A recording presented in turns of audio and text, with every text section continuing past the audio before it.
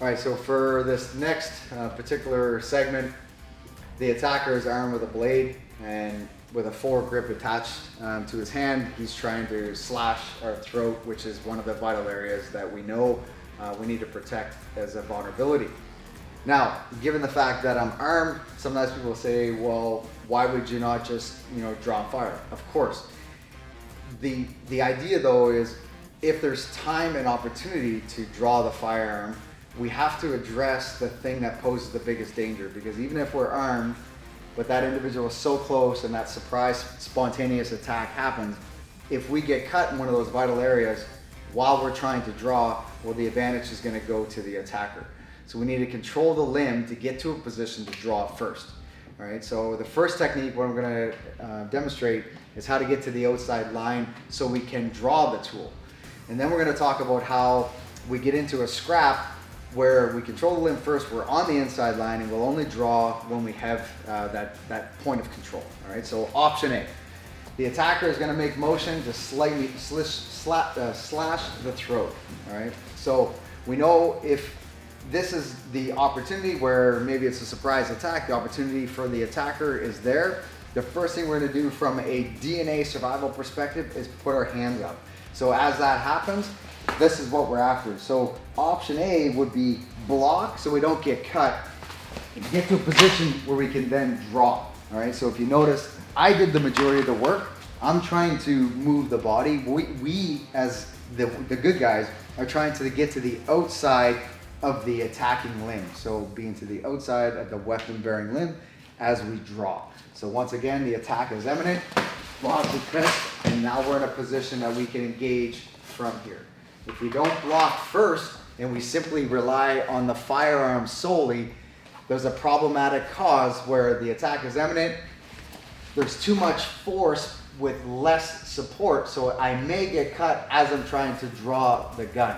So that's the reason why I'm sharing this and delivering it in this systematic manner is control the weapon bearing limb first, stay alive, and then we'll revert to that force multiplier, be it a gun or a blade ourselves.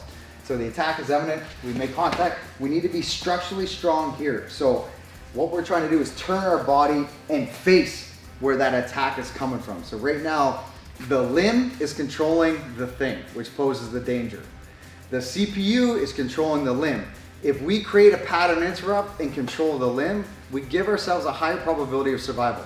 So as the attack is imminent, block with a strong structure. Then we're gonna press. This is an arm press, arm pass if you will. We're gonna press the elbow towards the hip joint as best as we can as we hollow ourselves out. Yes, are we vulnerable to a follow-on strike from this position? Absolutely we are.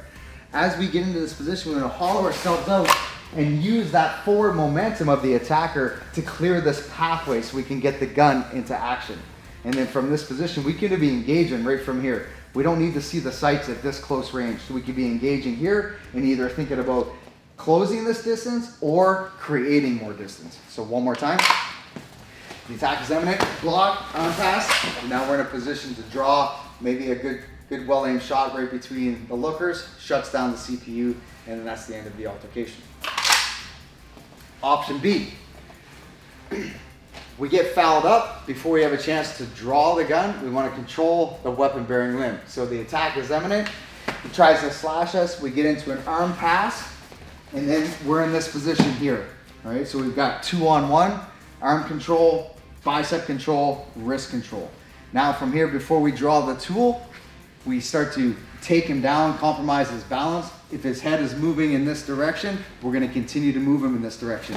If his head starts to raise and he uprights himself, then we're going to take him backwards. So option B, if you will, we go straight forward, take him down, controlling the limb, and then now we can draw if we needed to.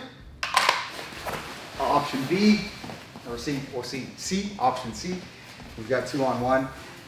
We try to compromise his balance, but he's strong and he's athletic. His head starts to come back. Controlling the limb, so we got good control of the wrist here, and we're gonna take him back because the momentum is going backwards. Taking him back, controlling his limb.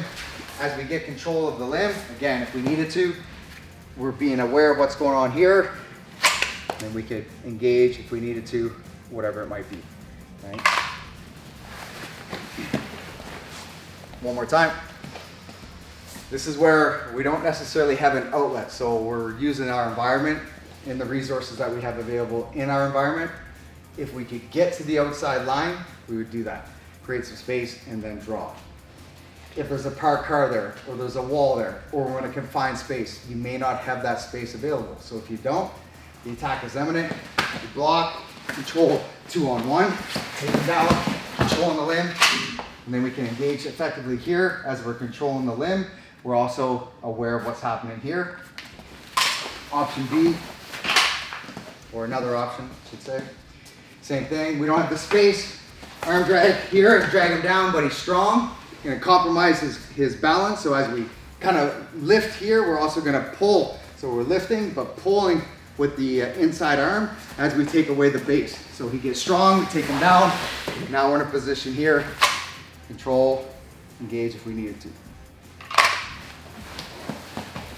Ice pick attack, so downward, attempt, for example, some of the vulnerable areas, we got the subclavicle being on the left side, just below the collarbone, and then obviously the carotid artery on the left side. So, should we have enough time and opportunity to assess where this is coming from, and we assess that it's in an ice pick grip. Again, the environment, if it allows for it, we want to make contact and get to the outside line. So as the attack is imminent, he makes contact here, we're in trouble. So this particular movement, as we see the outside line, where we're going to start to move to the outside line, and we use the attacker's forward aggression to redirect the tool. If we can redirect it onto the inside of him, great. If nothing else, we get to the outside line, ideal. All right, so once again, we're going to move to the outside line as we block. So the idea is forearm to forearm, and then we're moving to the outside line. And then we're trying to redirect the tool somewhere into the midline. If it catches his leg, great. Catches his midline, great. The idea though is we're getting to the outside line. So we're into the outside of that weapon bearing limb. And again, if we're armed, that might be the time and opportunity to draw. If we're not armed, then we can go back to the 2-on-1 position, controlling the limb. So once again, attack is imminent, block, redirect, draw if we need to.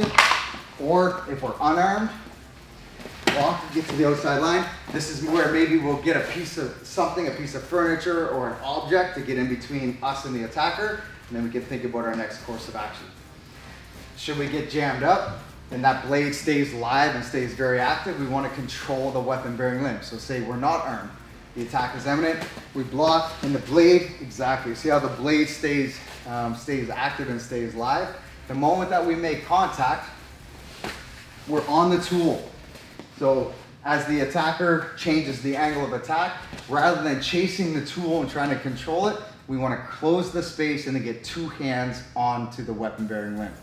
So the attack is imminent, block, we're on the tool.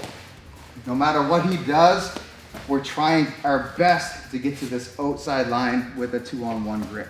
It's consistent through a variety of different positions in terms of where the attack is coming from, but just know that that blade is really only limited by the user. So it's only going to stop when we control the limb. Right? So the idea is to control the limb. So one more time. Block, he stays active.